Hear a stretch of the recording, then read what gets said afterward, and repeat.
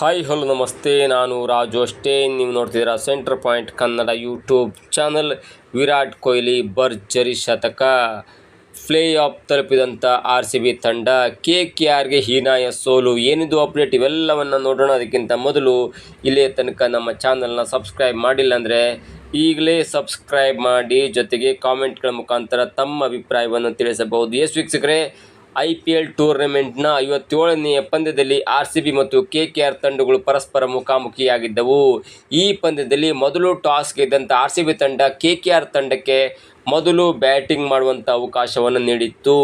ಮೊದಲು ಬ್ಯಾಟಿಂಗ್ ಮಾಡಿದಂಥ KKR ತಂಡ 20 ಓವರ್ಗಳಲ್ಲಿ 4 ವಿಕೆಟನ್ನು ಕಳ್ಕೊಂಡು 194 ರನ್ನನ್ನು ಮಾಡಿ 195 ರನ್ಗಳ ಒಂದು ಬೃಹತ್ ಸವಾಲನ್ನು RCB ತಂಡಕ್ಕೆ ನೀಡಿತ್ತು. ಈ ಬೃಹತ್ ಸವಾಲನ್ನು ಬೆನ್ನಟ್ಟಿದಂಥ RCB ತಂಡ ಇನ್ನೂ 5 ಬಾಲ್ಗಳು ಬಾಕಿ ಇರುವಂತೆ ಕೇವಲ 4 ವಿಕೆಟನ್ನು ಕಳ್ಕೊಂಡು 6 ವಿಕೆಟ್ಗಳ ಭರ್ಜರಿ ಜಯವನ್ನು ಸಾಧಿಸಿ ಇದೀಗ IPLನ ಅಂಕಪಟ್ಟಿಯಲ್ಲಿ ಅಗ್ರಸ್ಥಾನಕ್ಕೇರಿದೆ. ಜೊತೆಗೆ ಪ್ಲೇ ಆಫ್ಗೆ ಕೂಡ ತಲುಪಿದೆ. ಇದರ ಜೊತೆಗೆ RCB ತಂಡದ ವಿರಾಟ್ ಕೊಹ್ಲಿ ಸಿಡಿಸಿದಂಥ ಅಜೇಯ ಶತಕದ ನೆರವಿನಿಂದ ಇದೀಗ RCB ತಂಡ ಪ್ಲೇ ಆಫನ್ನು ತಲುಪಿದೆ. ಇನ್ನು ಟಾಸ್ ಗೆದ್ದಂಥ RCB ತಂಡ KKR ತಂಡಕ್ಕೆ ಮೊದಲು ಬ್ಯಾಟಿಂಗ್ ಮಾಡುವಂಥ ಅವಕಾಶವನ್ನು ನೀಡಿತ್ತು. ಮೊದಲು ಬ್ಯಾಟಿಂಗ್ ಮಾಡಿದಂಥ KKR ತಂಡದ ರೆಹಾನೆ ಕೇವಲ 19 ರನ್ಗೆ ಔಟ್ ಆಗ್ತಾರೆ. ಅದಾದ ನಂತರ ರಘುವಂಶಿ ಅವರು 71 ರನ್ಗಳ ಆಟವನ್ನಾಡಿ ಅಜೇಯ 71 ರನ್ ಮಾಡಿ ತಂಡವನ್ನು ಸುಭದ್ರ ಸ್ಥಿತಿಗೆ ತಲುಪ್ತಾರೆ. ಜೊತೆಗೆ ರಿಂಕು ಸಿಂಗ್ ಕೂಡ ಕೊನೆಯ ಎಸೆತದಲ್ಲಿ ಔಟ್ ಆಗಿ 49 ರನ್ ಮಾಡಿ ತಂಡವನ್ನು 193 ರನ್ ಮಾಡುವಲ್ಲಿ ತುಂಬ ಯಶಸ್ವಿ ಆಗ್ತಾರೆ.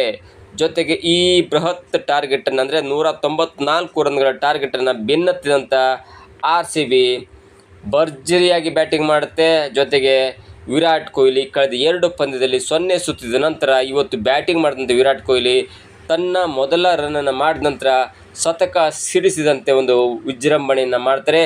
ಅದಾದ ನಂತರ ವಿರಾಟ್ ಕೊಹ್ಲಿ ಅವರು ಅಜೇಯ ಅಂದರೆ ಔಟ್ ಆಗದೆ 105 ರನ್ ಮಾಡಿ ತಂಡವನ್ನು ಗೆಲುವಿನತ್ತ ಸಾಗಿಸ್ತಾರೆ.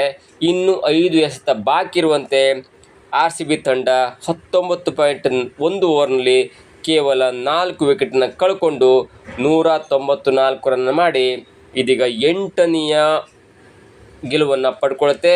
ಜೊತೆಗೆ IPLನ ಅಂಕಪಟ್ಟಿಯಲ್ಲಿ ಅಗ್ರಸ್ಥಾನಕ್ಕೇರಿ ಪ್ಲೇ ಆಫನ್ನು ಕೂಡ ತಲುಪಿದೆ. ಇದರ ಜೊತೆಗೆ ಸೋಲು ಕಂಡಂಥ RCB ವಿರುದ್ಧ ಹೀನಾಯ ಸೋಲು ಕಂಡಂಥ KKR ತಂಡ ಕೂಡ ಇದೀಗ ಅಧಿಕೃತವಾಗಿ ಅಥವಾ ಕೆಲವೊಂದು ದಿನಗಳ ನಂತರ KKR ತಂಡ IPL ಟೂರ್ನಮೆಂಟ್ನಿಂದ ಅಥವಾ IPL ಪ್ಲೇ ಆಫ್ನಿಂದ ಹೊರಗೆ ಬಿದ್ದಿದೆ.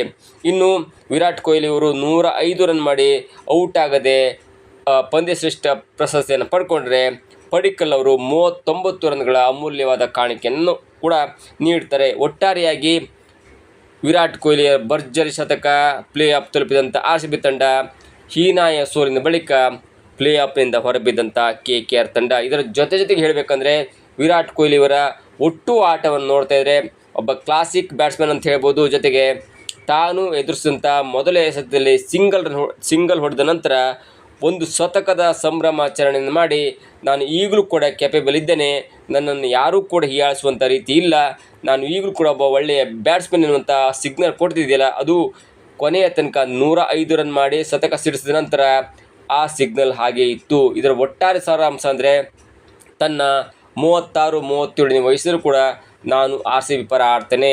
19 IPL ಸೀಸನ್ನಲ್ಲಿ RCB ಪರ ಆಡಿದಂಥ ಒಬ್ಬ ಆಟಗಾರ ಅಂದರೆ ಅದು ವಿರಾಟ್ ಕೊಹ್ಲಿ ಮಾತ್ರ. ಹೀಗಾಗಿ RCB ಅಂದ ಕೂಡಲೇ ಅದು ಮತ್ತೊಂದು ಹೆಸರು ವಿರಾಟ್ ಕೊಹ್ಲಿ ಅನ್ನುವಂಥ ಹೆಸರು ಕೂಡ ಬರುತ್ತೆ. ಇದಾಗಿತ್ತು ಇವತ್ತು ವಿಶೇಷ. ನೋಡ್ತಾರೆ centre point Kannada YouTube channel.